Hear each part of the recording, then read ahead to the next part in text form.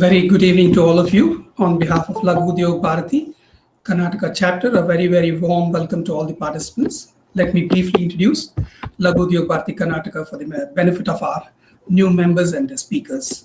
LUBK is the state chapter of LUB Karnataka in catering to 24 districts of Karnataka and works towards the empowerment of entrepreneurs in micro and small sector.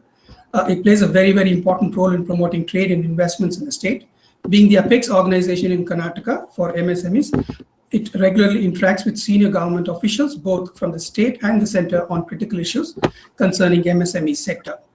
LUBK is involved in activities including capacity building programs for entrepreneurs, industrial visits to showcase best practices to encourage MSMEs to adopt and replicate the same, interactive meetings with government departments to solve specific bottlenecks, grievances, hosting knowledge capsules on regular basis as a member connect initiative, participation in national and international exhibitions and trade fairs, hosting of national and international exhibition, organizing international business delegations for technology transfers, B2B, and joint ventures and collaborations. We also promote leadership among women entrepreneurs. Coming back to today's webinar, we have with us Mr. Ajay Phatak and Dr. Gurudas Nulkar, who are ecological economics and sustainable experts. They will speak to us on the topic environmental challenges and sustainability role of MSME sector. They will touch on issues related to environment conservation, green strategies, waste and hazard management, common affluent plants, awareness on the fragile ecosystem surrounding industries, and a bit on the rules governing environment and other issues. Let me very, very briefly introduce both the speakers. Mr. Ajay Phatak worked as a Pune Center Head and Vice President at Harman Connected Services, part of Samsung company until June 2019. He is now a founding director at Trans Vitals, a company specializing in sensors to cloud platforms and applications in connected health space. Ajay is part of the industry for over 35 years. He has worked in both sales and engineering over his career span. He actively works in the areas of software development, IoT, embedded systems, product engineering, modeling, and simulation and real-time communications and control. Ajay has extensive entrepreneurial and executive experience and in the areas of both product and services. Mr. Ajay is deeply interested in ecological economics and sustainability, impact of businesses and the current economic and energy policies on the environment and sustainability is his active role of study. He has written several articles, essays on interdisciplinary topics on energy, economics, development, education, health, and need for transformation of businesses to be more sustainable. To this end, he serves on the boards of trustees for the Ecological Society as also Terra Policy Center, both NGOs working in the areas of ecology, ecological education, and environment. Ajay received his B.Tech in chemical engineering from IIT Mumbai, followed by a master's degree in computer science from the University of Pune and a PG diploma in natural resource management, sustainability development, and natural restoration, which he completed from the Ecological Society in 2009. He has also received a Distinguished Service Award from IIT Bombay in December 2009. While Dr. Gurudas Nulkar studied mechanical engineering at the University of Pune. He has been a successful entrepreneur for over 20 years until he exited through a sale of his company. Since 2009, he's a professor at Symbiosis Center for Management. His doctoral research was in green strategies as a source of competitive advantage for SMEs. He has two postdoctorates, one of which was a study of sustainability practices of MSMEs in Australia. So we have a broad perspective as well. He is also a trustee and faculty at the Ecological Society, Pune. I now hand over the session to Mr. Ajay Phatak and Dr. Gurudas Nulkar. Please, sir. Thank you, Shekhar. Thank you so much. My objective of this particular session is to essentially create a level of awareness amongst MSME segment. And many times, as many of us know, those who have kind of been reading newspapers and been interested in the green strategies, etc., that many of the MNCs, many of the large corporations are at least talking about doing something about it. Having said that, MSME as a sector, uh, even while it contributes phenomenally to the overall employment, uh, is almost is very ill represented in terms of what it can do, what it should do, in terms of the way of contributing. I would say contributing to the environment rather than saying not impacting the environment in a positive sense. And that's what we probably would like to discuss today. As a format, what I intend to do is, between myself and Gurudas, we will kind of discuss some of the important topics which I just alluded to, and hopefully that will give some idea with some, without with break in monotony, so to say, for all the participants. And last 15 odd minutes we will leave for question and answers. And because I know that the type of companies which have been represented in these 20, 25, 30 participants is wide and far. Small, relatively smaller companies with a crore or a few crores of revenue to companies which could also go into 200, 300 crores worth of revenue, as also the type of sectors where we are talking about, people working in services sector to working in manufacturing sector. Some of them are companies which some solely supply to some of the large companies, some have their own products, and a wide mix of companies represented. So from that perspective, I would like to keep this somewhat broad and somewhat horizontal, so to say, but at the same time leave enough room for those listening in to raise questions which could be answered through, in the last 15-20 minutes. So with this, let me ask a question, pose a question to Gurudas.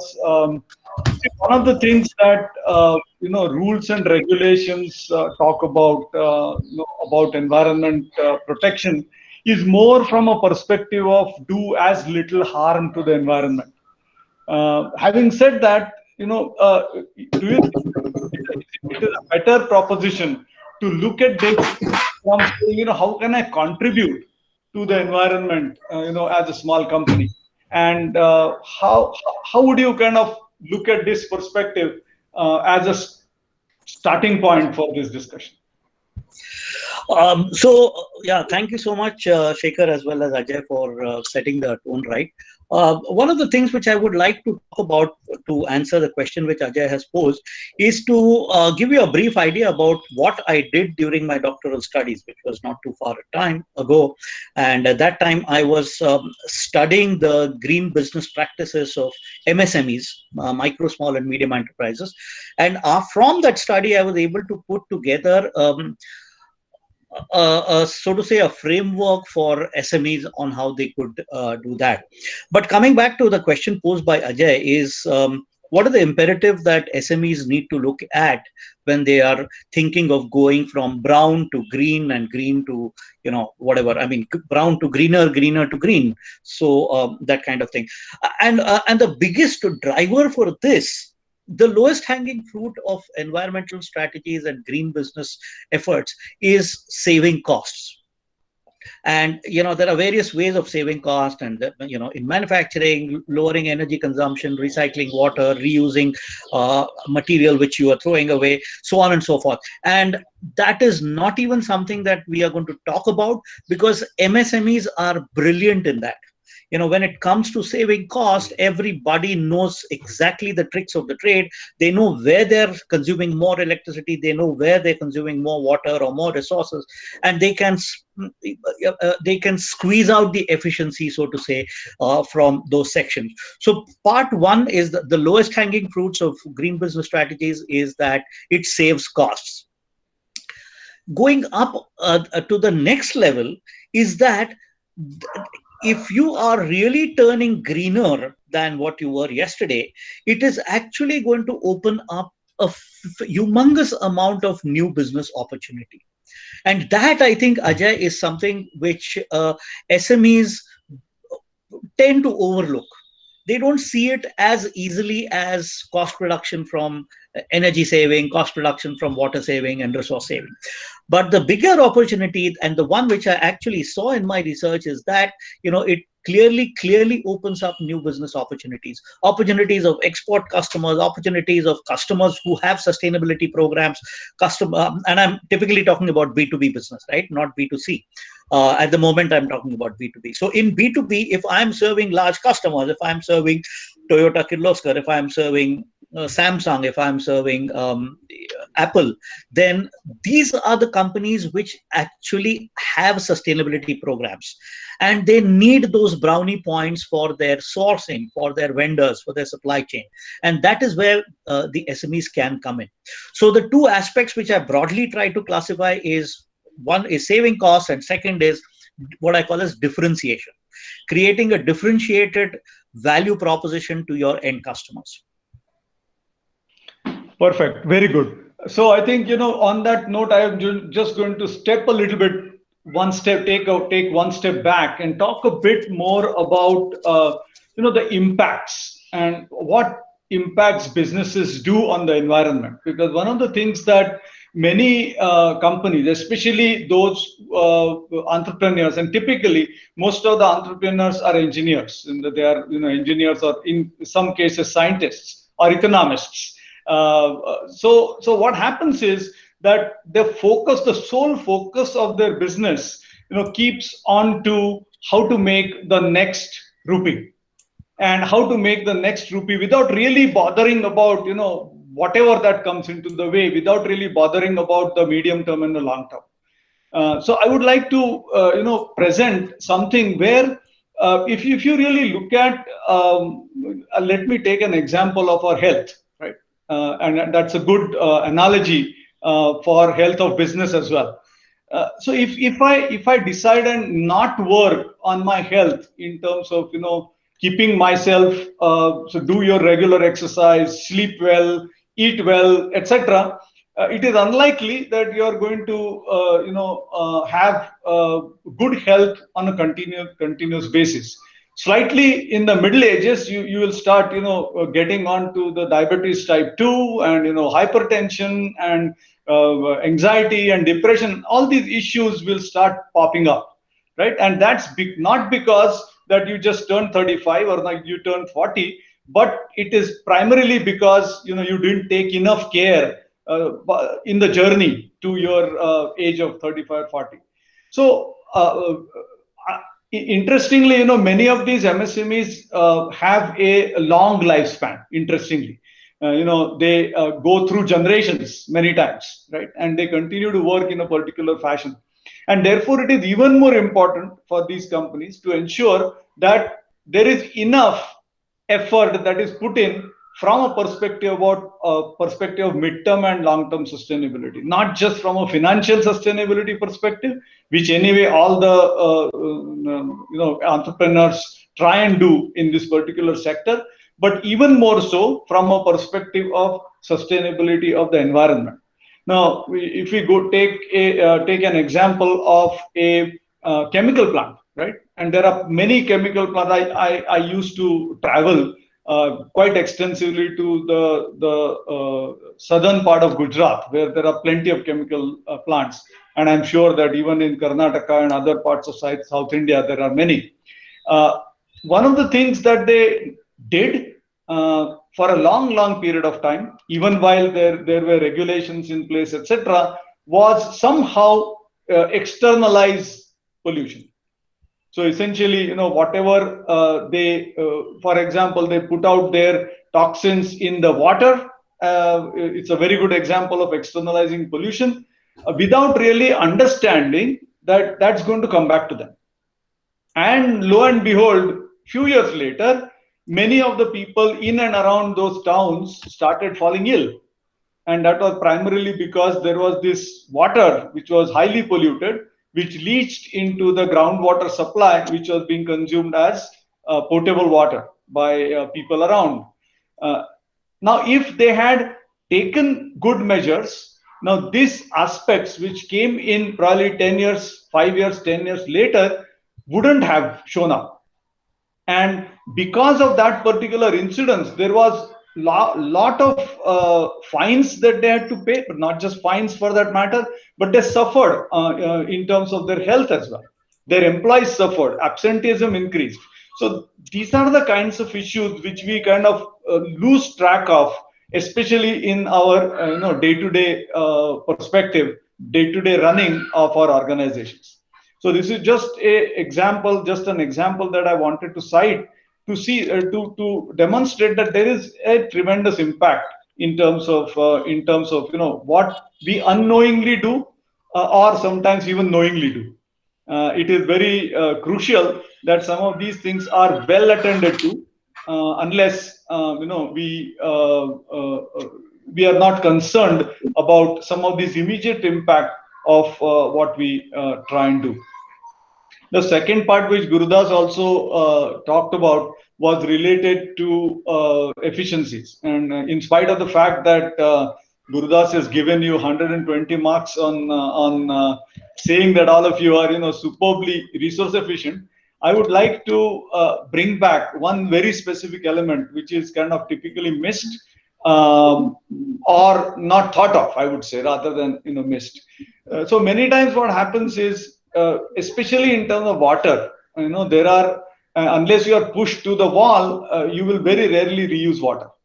And it's not just about expense, but it's also about ability to conserve some of these resources. Otherwise, what happens is this relatively polluted water, you hope that municipalities and corporations, etc., will clean that up, and then it will be left to the river, let out into the river or a stream. It never happens.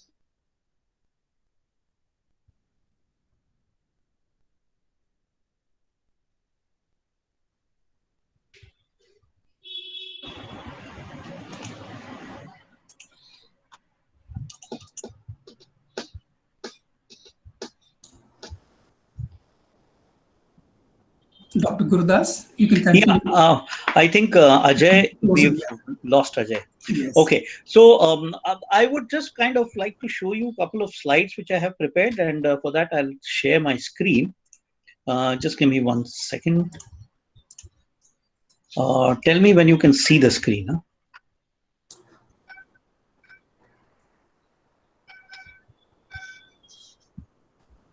Yes, doctor, the screen is on.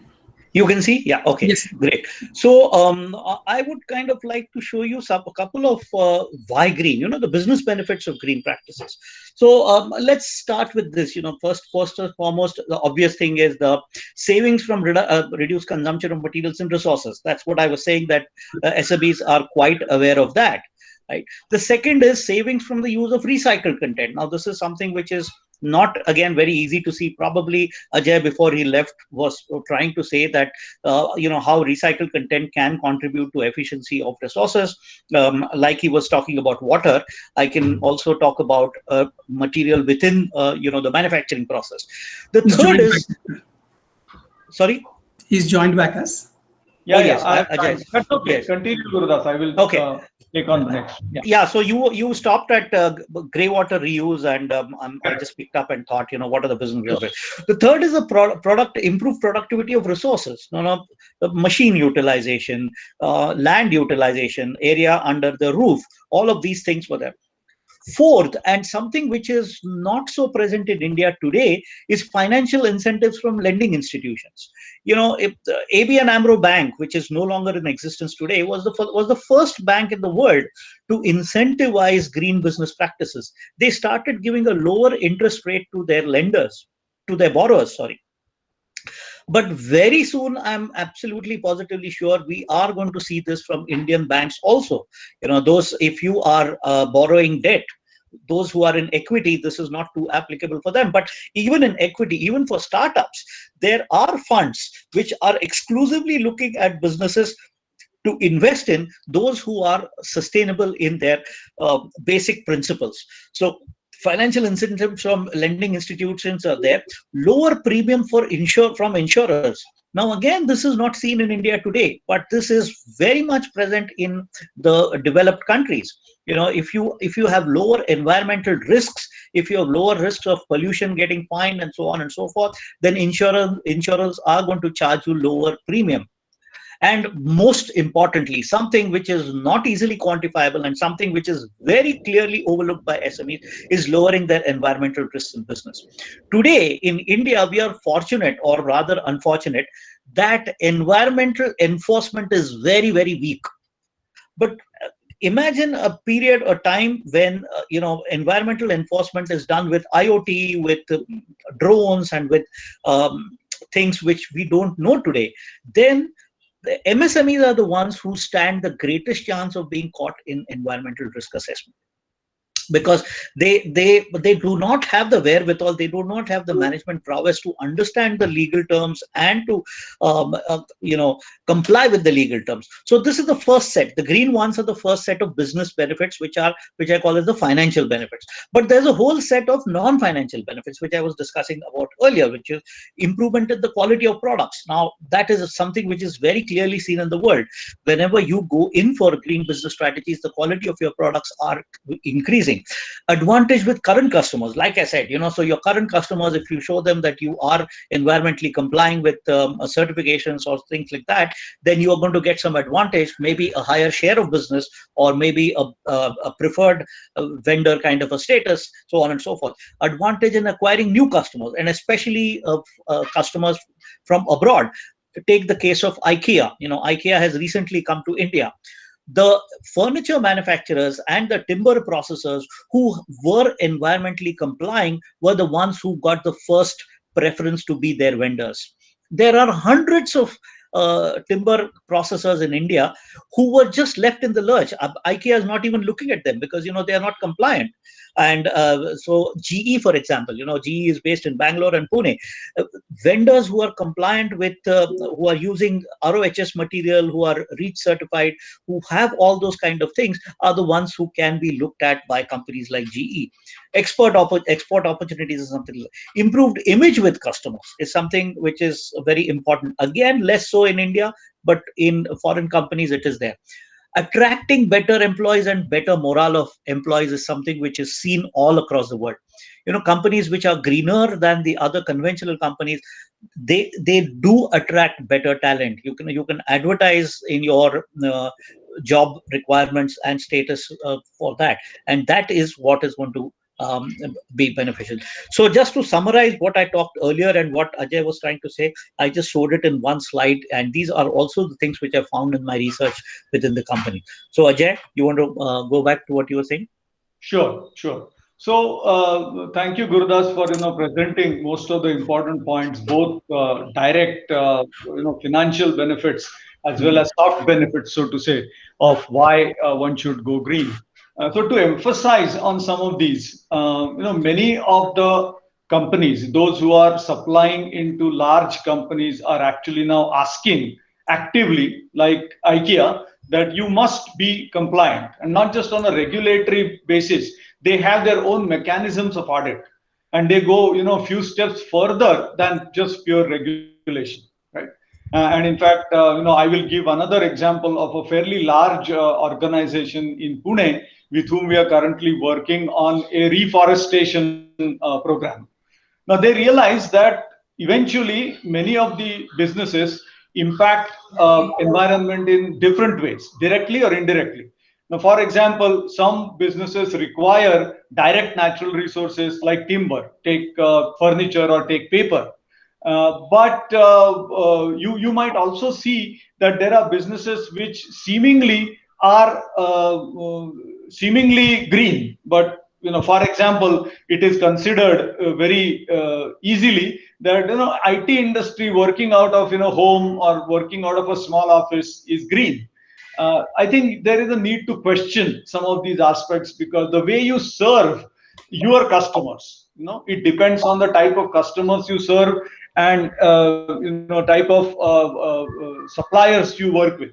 Now, simple thing that information technology causes a very interesting undesired side effect is it increases the speed of business. Now, all of you want to increase speed of business, no doubt, but you want to make sure that this increase in speed of business is not at the expense, not at the expense of enormous impact on things around you, because the environment actually supports you as a society and as a business as well. So you'll have to be very cognizant of the fact that what you actually want to grow and what you actually want to shrink. So so for example, if you are into a business which is energy guzzling business, in terms of even a smaller company, you may have to find out whether you can make transformations into something different.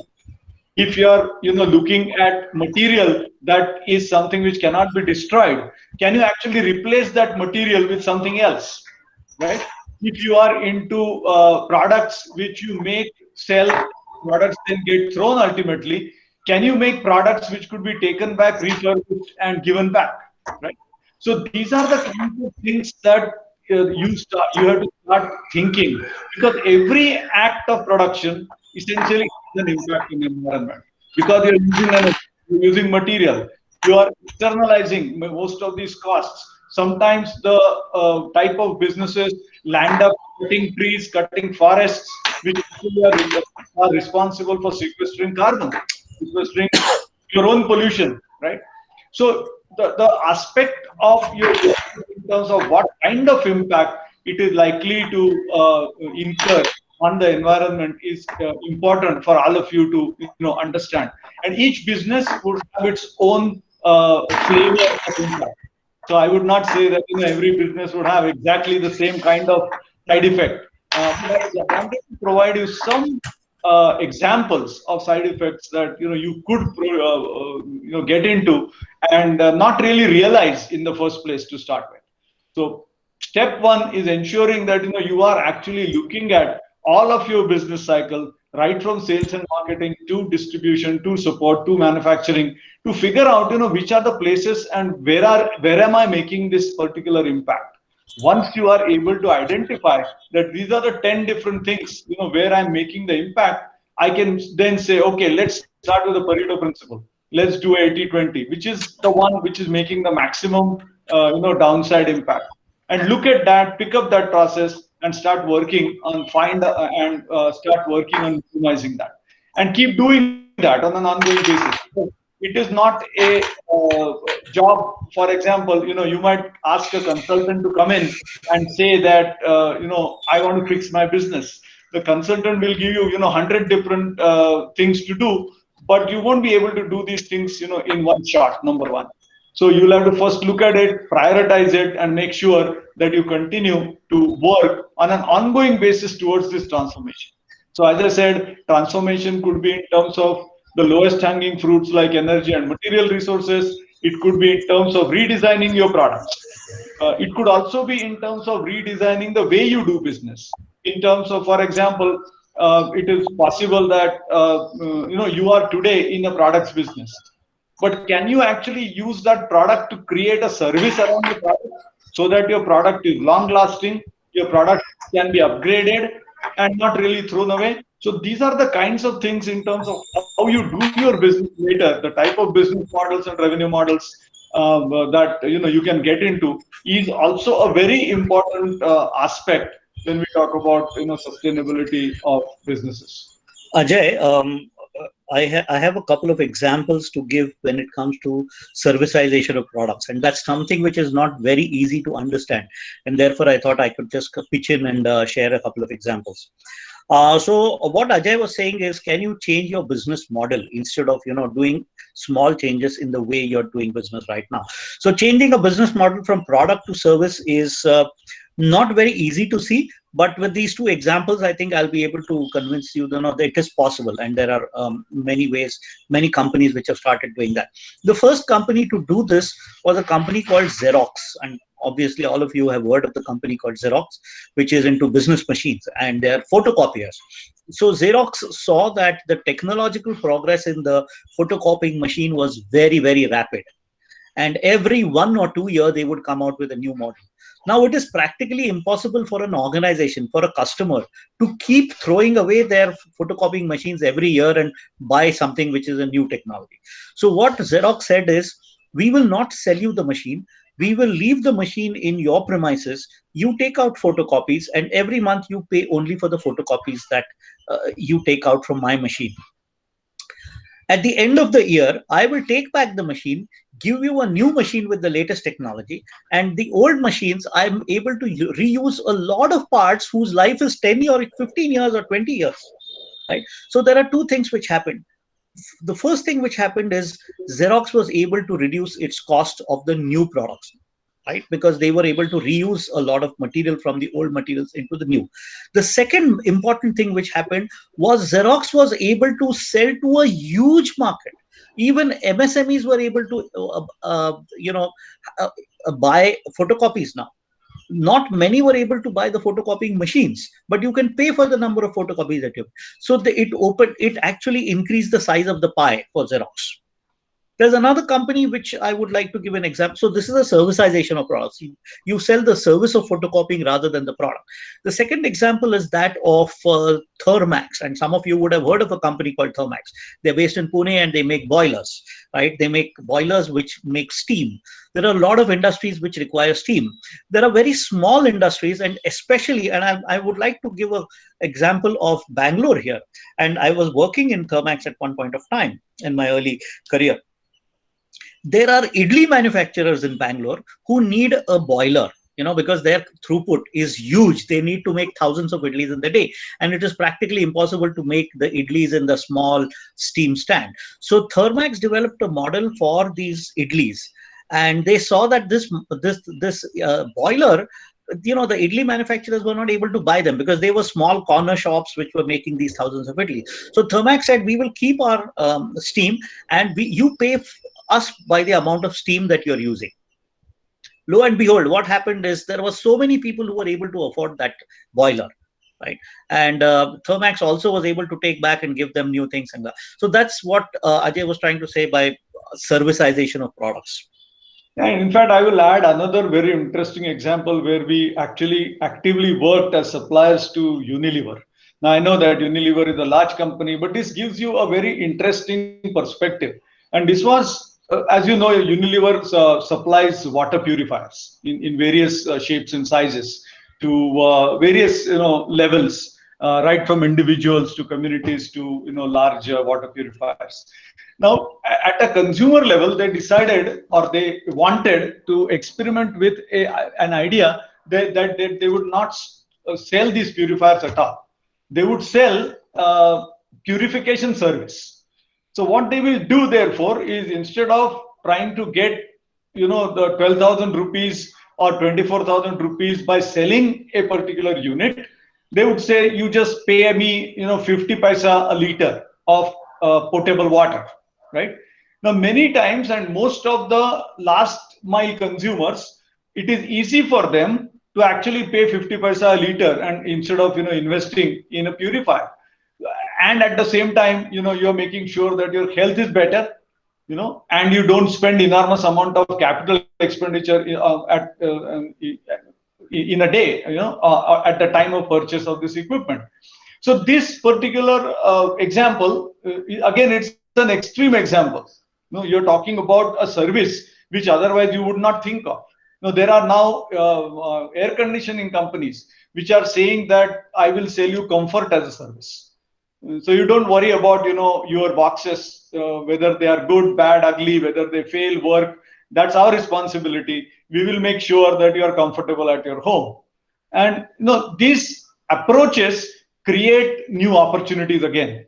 In terms of, so when you say that you focus on an end use, your opportunities also actually increase. Your quality of revenue increases, because let's say you have a subscriber who says, I'm going to pay you X rupees per month over a period of time. You have fairly good assured revenue streams as against selling and continue to sell boxes, whereby you might see that there is large amount of revenue which happens on day one, but then for the second round of revenue, you'll have to again sell your next box. Here we are talking about something different, which is completely different revenue model. You are reducing the load on resources because you make products which are long lasting, maintainable, repairable, refurbishable, all those good things. At the same time, you're converting your capital expenditure into OPEX. For the customer, it is easy to get in and say that, okay, I will write a contract for 6 months, 1 year. And most of the times when, you write these contracts, they continue to, renew all the time. A good example is your phones, right? You use phones and you pay a monthly fee. They don't ever ask that, I've incurred so much expenditure on my infrastructure and pay, a few crores of rupees for your area. So this model can be very well adopted, and I think for businesses, this is one of the important models that we should definitely consider. Now, having said that, Gurudas, can you also talk about some of the active things that you can do to protect and enhance environment around maybe these industrial estates which are focused on small scale industries and so on and so forth? Yeah. I hope you can see my screen. Have I started to share it? Yeah, I have. Yes, sir. We can see the screen, sir. Yeah, you can see the screen. Okay, so what I wanted to show you, Ajay, was the interesting part which came out from the research is that how do you look at the entire value chain approach? You talked about sales, distribution, manufacturing, all of that, right? And I'm just putting it into a very a form which is easily to see. So if you look at the generic value chain of any organization, you do planning, design, sourcing, manufacturing, distribution, sales, consumption, and discard the product at the end of the life. These two things happen at the customer's end. This is at the customer. While this is some part of it is within your community, within your factory, some part is outside the factory. So sourcing is outside the factory, while the other things are inside the factory. SMEs typically, like I said earlier, have a very good idea of how they can turn green here, right? But they kind of overlook that there are possibilities of turning green at planning, design, sourcing, distribution, sales, consumption, and end of life also. And how does that mean? So for example, just look at the set of questions that I've developed through my research on which would help SMEs. So for example, in planning, does the environment find a mention in your vision and mission? As simple as that. That's the first question you need to ask yourself. Does the firm set environmental targets? Do you have targets of resource reduction, of energy consumption, so on and so forth? Do you have a formal environmental management system? Does it exist? Is there a designated officer for environmental activities like you have for ISO activities? Do you have that for that? Are there strategic objectives and targets communicated with the organization, with the employees? Do we need to modify any products to reduce their environmental target? Now, this is something which is very important. You can't keep doing the same things which we were doing yesterday in a whole different way. You can to simply tweak some things which are green, but to radically change the way that you're going from brown to green, you have to look at the modification. In design, there are various questions that you can ask yourself. Can we design products to use lesser materials, renewable materials? Can we design it to be recycled? Can we design it to be reused? Can we design it to be taken back? Right. So all of these kind of questions can be asked in the product design stage. In sourcing, can we source from vendors who have got environmental management system? Can we set environmental targets for our suppliers? Can we incorporate input regulations? What is coming into my plant? Can we have ROHS, REACH, certifications, OSHA standard, all of those kind of things which are going to matter to me because I'm taking these inputs. In manufacturing, are you using lean management, Six Sigma, clean technologies, green core rating system of CII? Environmental compliance and regulations? Are you monitoring water consumption, material use, waste generated, emissions, effluents, energy, so on and so forth? A whole lot of questions which many of you already know. In distribution, most important, can you improve packaging for reducing transport load? Right? Can you monitor fuel consumed in distribution and storage? Can you take back any packaging material for reuse and recycle? Questions like this can be asked in the distribution. In the sales, Are our environmental efforts communicated to the customer?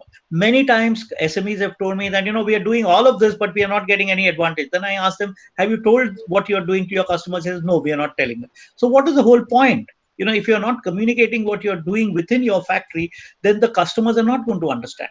So sales need to be oriented for that. Can a firm take up a green competitive position? Can you position yourself with your customers saying that we are a greener company? Look at the other competitors, the other ones who are sharing the business with me. We are substantially, significantly different than them. Is the firm's environmental performance used to influence buyers during sale? Are you actively saying in a new sale that we are a green company? If you're not saying that, then you're losing out on a tremendous advantage. Consumption of products, then it goes outside the product. Does my product consume energy or any other resources during use? Can we design the products for efficiency of use? Is my product designed to last a lifetime of use? I know this is going against the principles of more sale, but there are tremendous advantages of a product having a long life, which I will not discuss here. Then finally, discard. Can my product be recycled, whole or some parts of it? Can my product be reused, the whole product or some parts of it? Can my product be discarded safely and within the laws of the land and going beyond the laws of the land? So if you look at this kind of simple framework, you will realize that entire value chain, there are things which you can do. It's not just manufacturing, not just energy efficiency, not just recycling, but every stage there are things which an SME can do. And none of this requires a consultant. You don't need to pay a very high fee to a consultant to think about all of this. Just ask yourself this question, sit around a conference room and with your employees and see how you can improve on this. Maybe you can't do everything at once. Of course, you won't be able to do everything. Can you start with planning? Can you start with sourcing, manufacturing? Pick up one, go a little greener there. That's the way which the transition is going to happen. So this is what I wanted to show you from my earlier research. That's Ajay. great, Gurudas. Yeah, that's great, Gurudas. I would like to, try to give you a couple of areas to think about, right? We have been typically thinking of our processes in a linear fashion.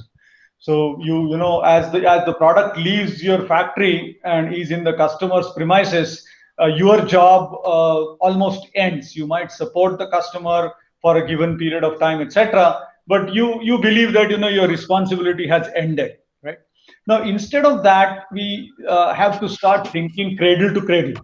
And I think that's the key part for all those who are trying to make products. And when I say cradle to cradle, it essentially means that every product we have to look at how will it reincarnate. We do not want to throw away anything at all, because that's loss from two perspectives. One, it essentially means that you are losing a valuable resource, right? There is a resource which you used to create a product, and the value added product ultimately, because of some problem, you want to just throw away. So you're losing a valuable resource. If you decided to do good resource recovery, you might just land up in making use and probably reducing cost as well. So that's part one. And the part two is corresponding corresponding costs that are externalized, because it creates additional pollution, for example, right? So the point is that you have to look at this change in the way you deal with your products, which is a cradle to cradle paradigm instead of a cradle to grave paradigm that we typically look at, right?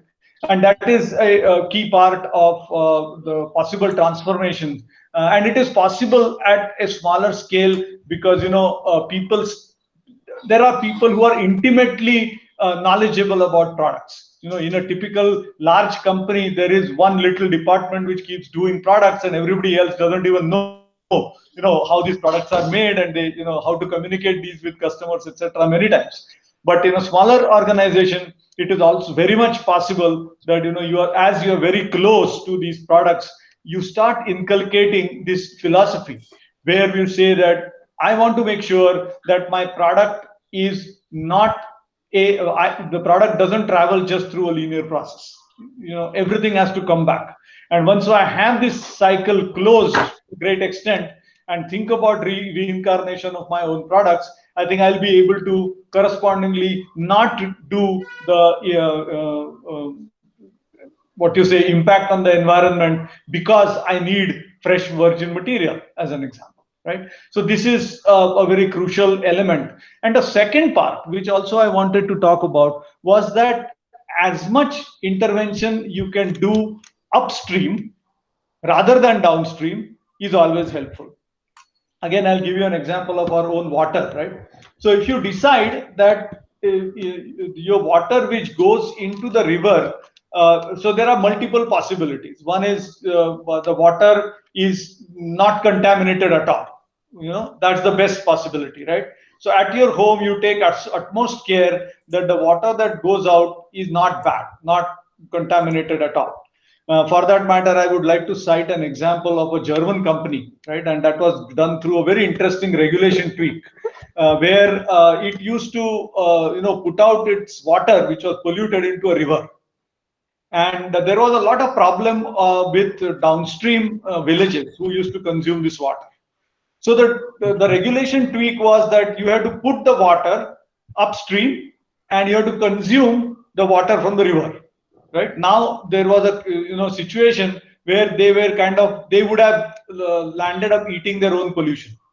Now, this little tweak made sure that the company started putting out the water which was extremely clean, and the overall cost reduced because it was able to almost reuse all the water. There was no need for fresh water. There were no side effects which were associated with these polluted water.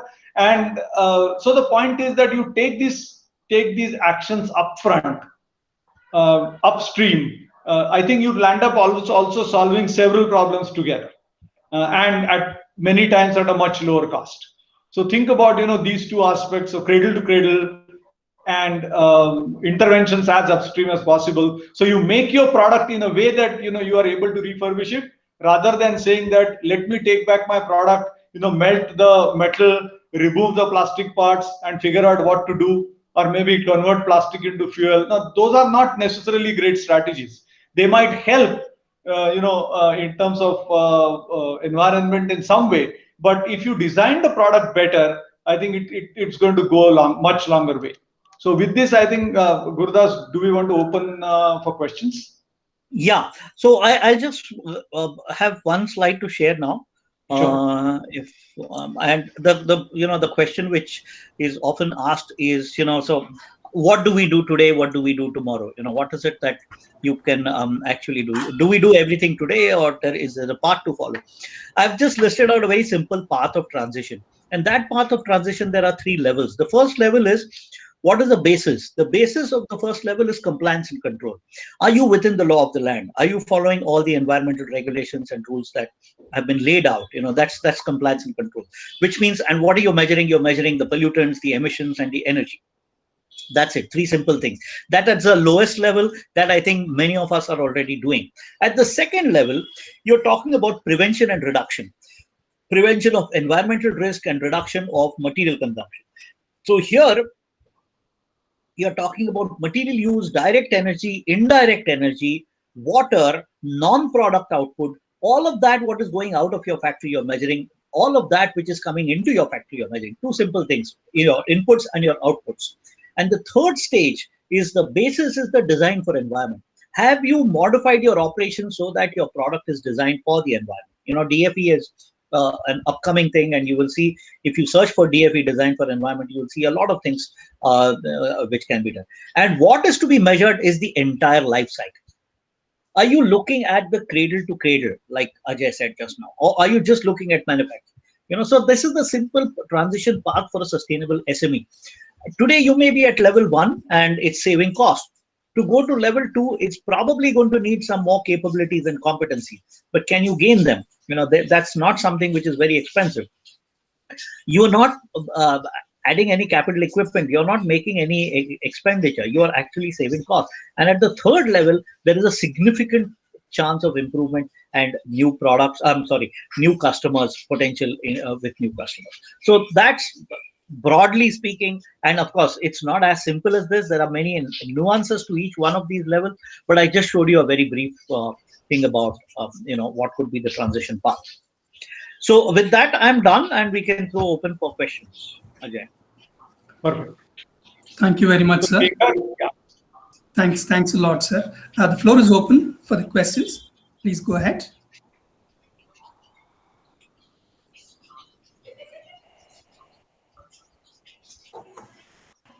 Good afternoon. A wonderful presentation by both Ajay Phatak and Gurudas Doctor.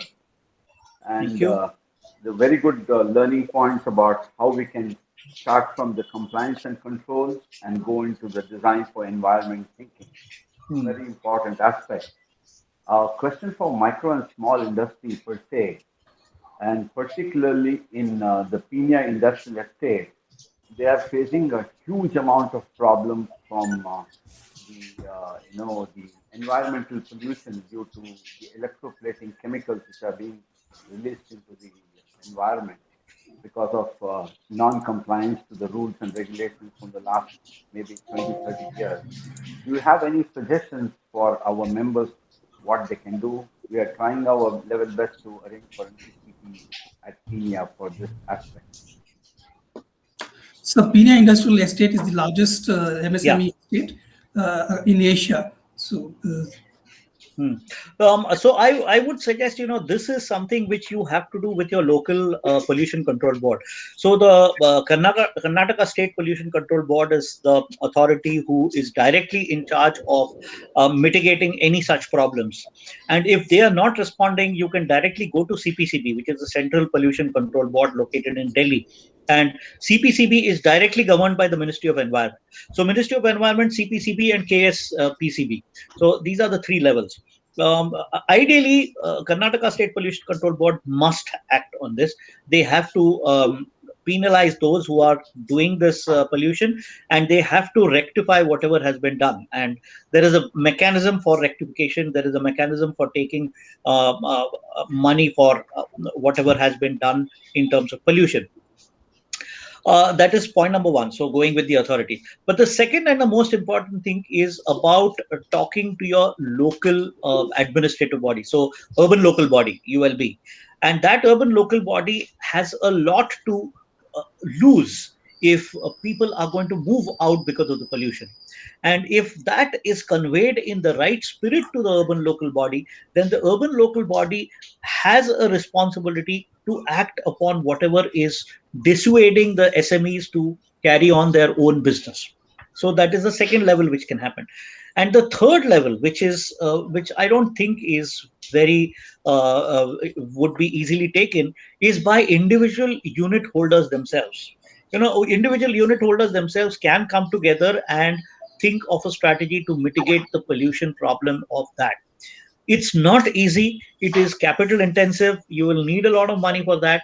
And definitely you're going to face a lot of resistance from the small unit holders who are going to talk about that. So my suggestion is start at the KSPCB level, Karnataka State Pollution Control Board level. If that is not happening, CPCB. Yeah, in fact, I want to give you an example of some of the local governing bodies in the state of Maharashtra have been given funds by MPCB, that is Maharashtra Pollution Control Board. And those funds are to be utilized to ensure that the water that goes out into nearby streams, rivers, etc., is treated properly. So you can actually look at if there is a local governing body which has such funds, and then those could also help some of the smaller units to explore how they can make sure that whatever capex they need to incur, can that be somewhat supported through some of these funds as well, because it's in the larger interest of the community. It is not just about just penalizing and paying fine and continuing to pollute doesn't help, right? So the idea is that are there mechanisms? So this is one mechanism which I know of in the Maharashtra Pollution Control Board, but I'm pretty sure that Karnataka would also have something similar to offer. Thank you, sir. So in your PPT, you had pointed out that if MSMEs do not look at environmental risk assessment, they will be losing out on projects, especially the newer projects. Yeah. So what's your advice to our MSME, sir? So I think first and foremost advice is to look at the customers that you dream of supplying to. I'm again talking about B2B, when you're supplying to a larger customer. Think of the dream organizations that you would love to supply to. It could be a GE, it could be a 3M, it could be a Toyota, it could be a Boeing, it could be any of those. And look at what are their norms for the vendors. So that is looking at what is the level playing field there. Then thinking about how can you raise the bar? How can you do beyond what is required by those companies? Actually sitting and writing down the things which are required for vendor approval there or vendor registration there, and then saying that, okay, I'm going to do these things, period, but there are also other things which I'm going to incorporate. So it could be in the planning, it could be in the sourcing, it could be in the manufacturing, distribution, sales, like the value chain approach I showed you. So thinking of the entire value chain is something which is extremely important for a sustainable SME. Go beyond manufacturing. Do you mean to say that if environmental certificates are there, it's easy to get projects? So a lot of companies need some environmental certification, but a whole lot of companies don't look at environmental certifications also. But they look at what records you're maintaining, how you're keeping the data, what exactly, surprise audits. All of that are done by companies who don't believe entirely on certification. So there is a whole lot of honesty which is there in SME marketplace. You have to be honest, otherwise your customer is not going to like that and he may just change you as a vendor. And therefore they do rely on self-certifications, they do rely on self-record keeping and things like that. And in fact, many times, people understand, your customers understand if you're radically transparent, saying that, I'm at this particular stage, but this is my plan of improvement. This is how I'm going to go from where am I to where I want to be. And if you demonstrate progress on these plans, month on month, then they are perfectly okay. They will give you time. Sometimes some of these bigger companies now are coming back and saying that unless you demonstrate that you improve over the period of 6 months, you're going to lose your business. So it's not just about acquiring new customers. It's also about the ability to retain and maintain your new, current business. The floor is open. Please go ahead. Yeah. This is Rajesh Chinchawadi here. I have one question. What is the relevance of carbon credits with respect to MSMEs? I just get to know that there are some programs from National Productivity Council on aggregation of carbon credits. So could you just throw more light on this, sir? So carbon credits is essentially a market mechanism for improving your carbon footprint, right? That will contribute a little bit to your incomes. If you are able to sell carbon credits to larger companies, that's going to help you gain some money. But unless you are an extremely energy intensive company, there is not much you can gain. You have to be, let's say, in the textile business or the aluminum extraction business or businesses which use significant amount of fossil fuel energy. Only then will you get some amount of income from carbon credit trading. Otherwise, for SMEs, there's hardly any money in that.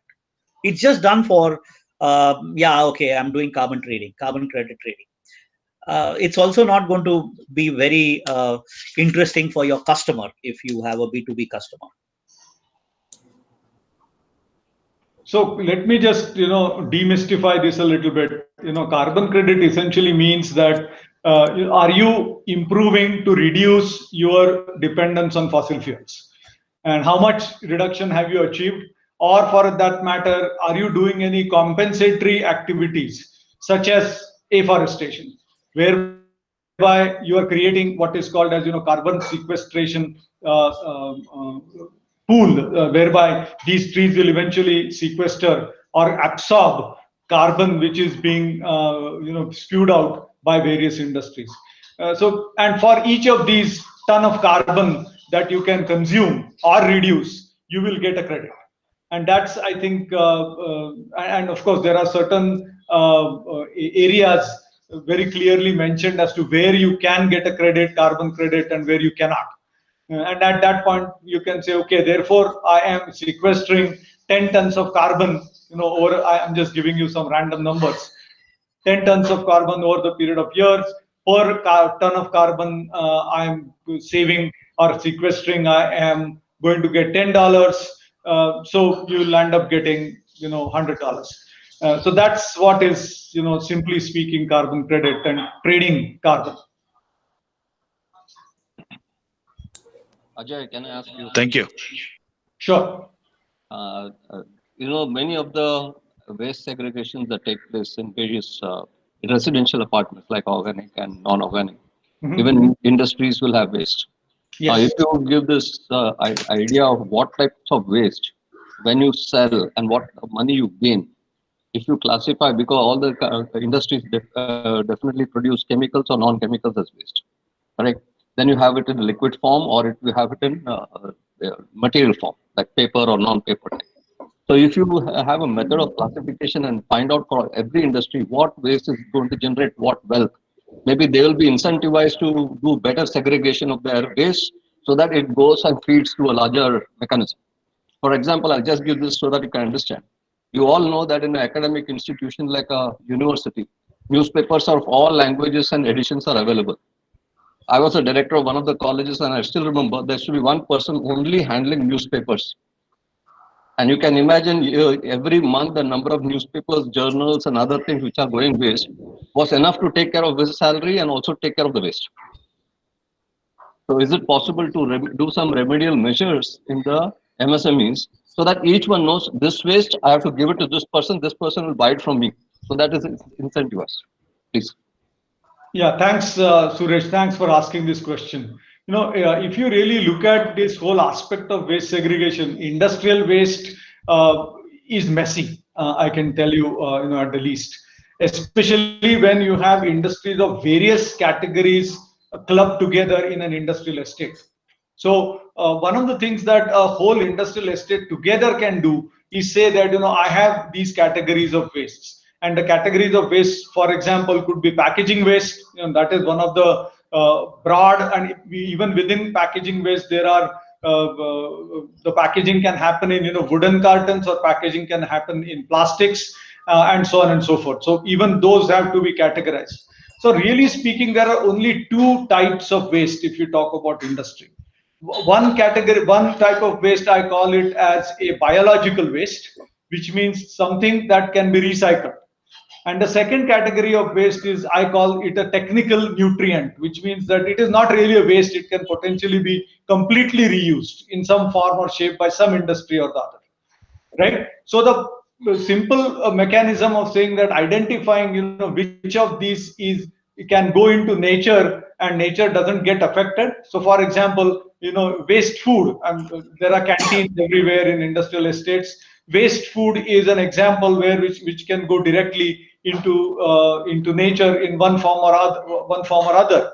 So if you, for example, say that this class of my waste is going to go and become a compost, and it's going to go back into nature, that's the way to look at it. And the second category, you can even have a local level or industrial estate level composting facility for something like this. And the second category is a little bit more complicated because it can contain many types of elements and nutrients. But then, as I said, you will have to kind of label that when you put something out of your compound, whether it's a technical nutrient, which means it has a potential to be reused in some form or shape by some industry or the other. And that is exactly the type of waste that directly will fetch value.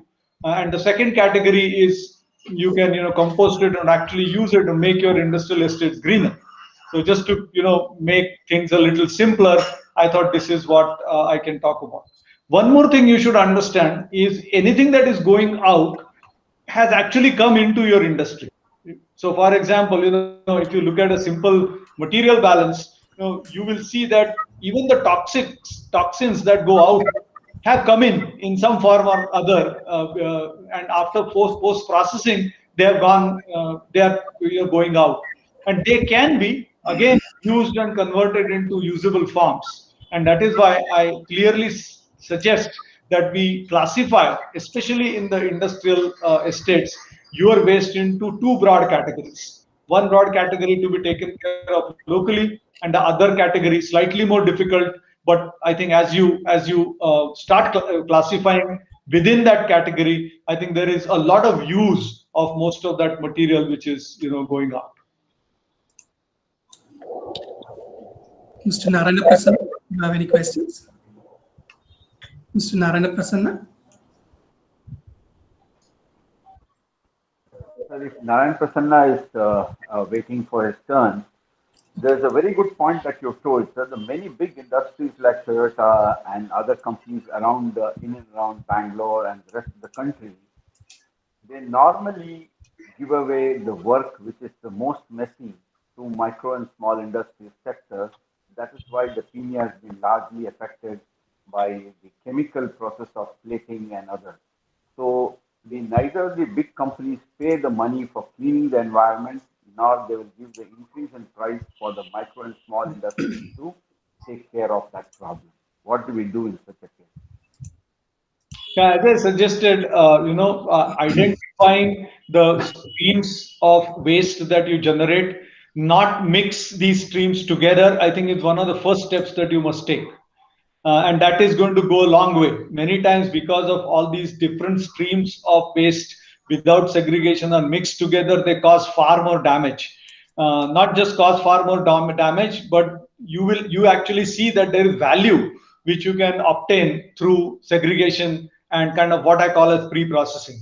I understand fully that it is most of the messy processes are given to MSMEs, but at the same time, if you are careful in terms of how you put this waste out, you can actually convert some of the waste to value and also in the process not pollute the environment. I would like to pitch in here specifically to answer the question which he had. And so I've worked with an organization in Australia, which was the Kingston Municipal City Council. They have city councils. This is in Melbourne. And that Kingston's Municipal City Council had a program called Aspire. And I'll just see if I can share my screen.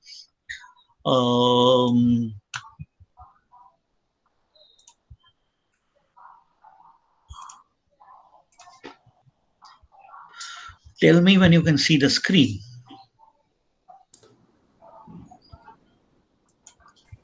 Okay, so there you are. This is the website, aspireme.com.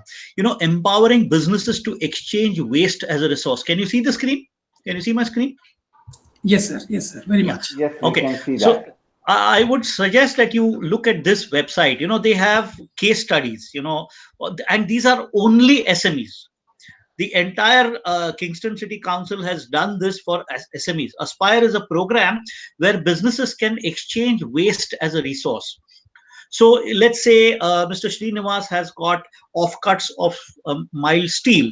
Then he puts that there, and somebody who is looking for mild steel plates is going to see that Mr. Srinivas has posted 1 ton scrap available, and he's going to approach Mr. Srinivas to buy it.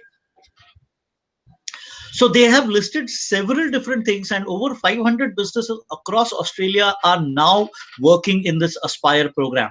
This is a brilliant way to show how the circular economy can be initiated with a very small IT-enabled tool. That's it. All they have is this website.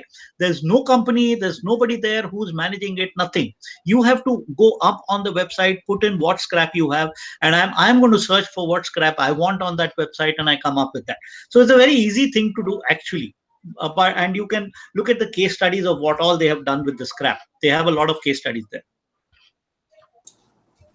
Thank you very much for that idea, sir. I'll request our IT team to do that for all of them. Yeah, it will be wonderful. And I can help them in that. I've worked in the Aspire program. So thanks a lot, sir. Kindly share your contact, sir. Sure. Dr. Sundarmurthy, you have any questions?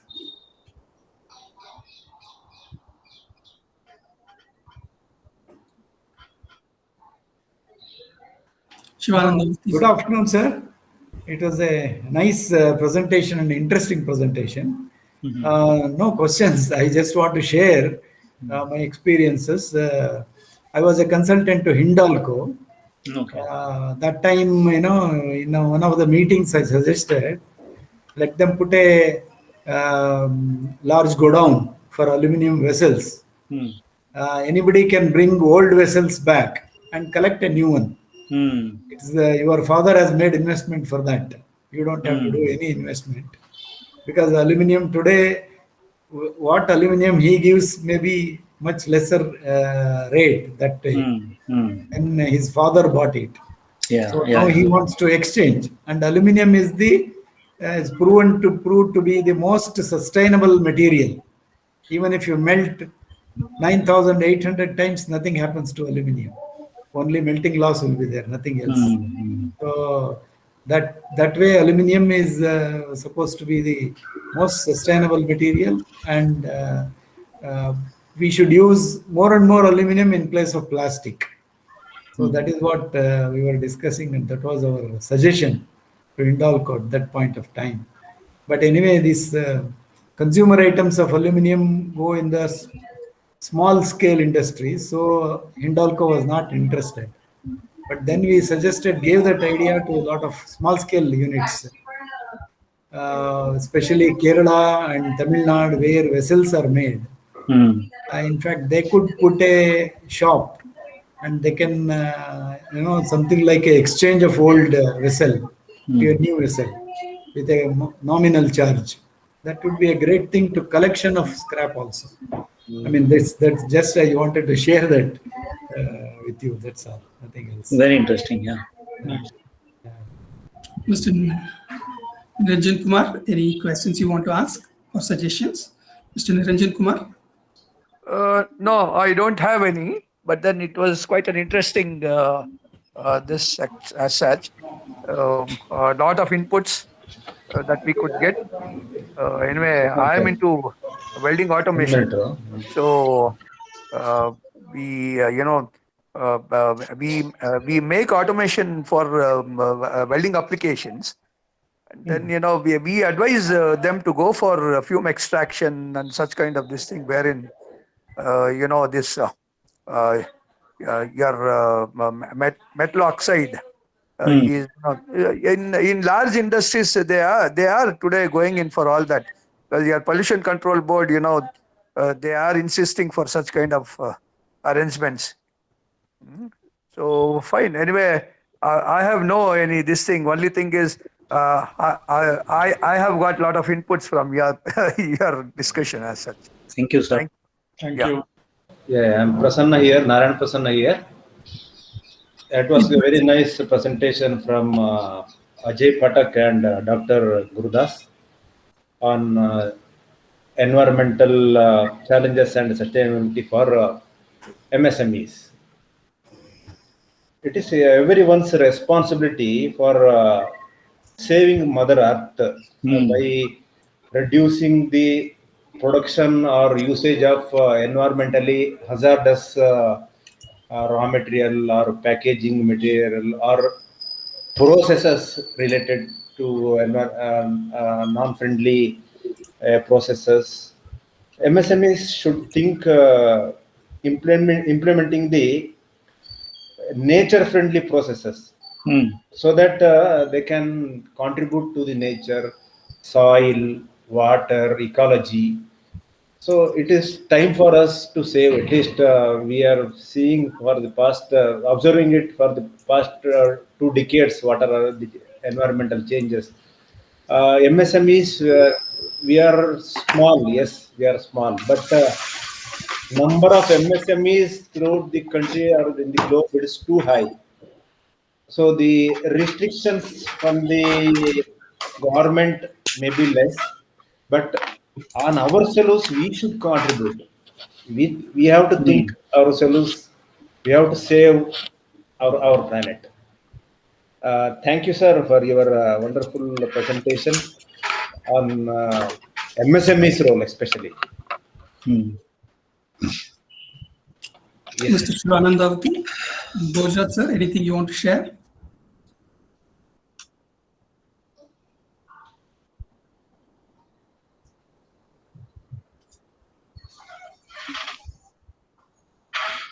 We can take some more questions.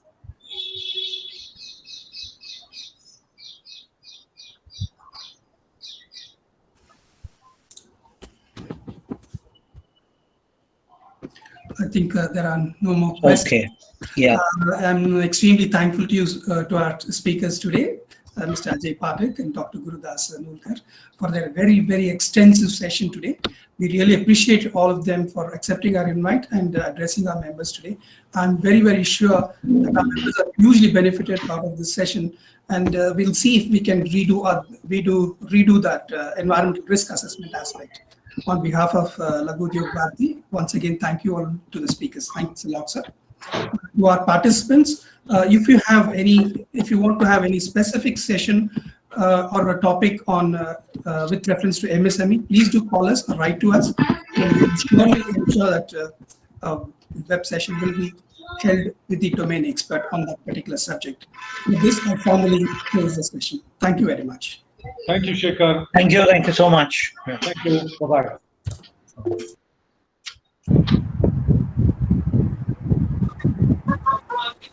Thank you.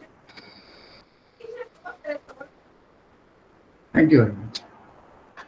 Ajay, it was very good because I think you addressed the most pressing challenges for the MSME, and it's our responsibility to mitigate these impacts. And